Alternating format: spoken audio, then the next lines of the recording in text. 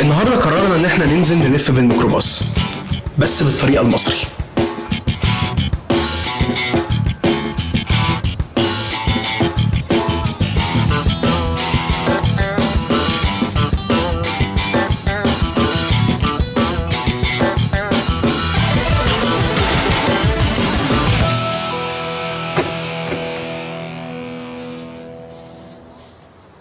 فهمي، فين صورة محمد رمضان بتاع قلب الأسد؟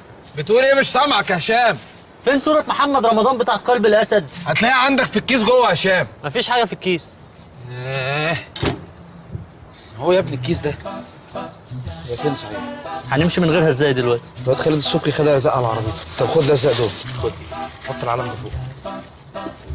مفيش مكان فوق بقى. بس كده عسل قوي. ناولني النسر بقى. حط النسر ولا بتاع القضاء؟ حط النسر بس حطه مكان الاتنين عشان ما يعرفش يسجل النمر. طب هات بتاع القضاء برضه. ده الزقه ولا الازاز اللي قدام؟ ماشي. وكلكس لشيكو. يا شيكو! يا شيكو! يا شيكو! يا شيكو! صاحي صاحي يا عم، بس بغسل انزل! بغسل بس الهدوم. غسلت لي البوكسرات طيب؟ انا في الكلاسين بس عشان تعرف بتبرد بالليل. هتلاقي الايس كاب بتاعتي على السرير، نزلها لي في السبت. هجيبها معايا وانا جاي.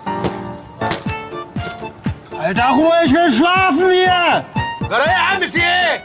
اصحابي يتكلموا مع بعض، عايز ايه؟ ها؟ مالك في ايه؟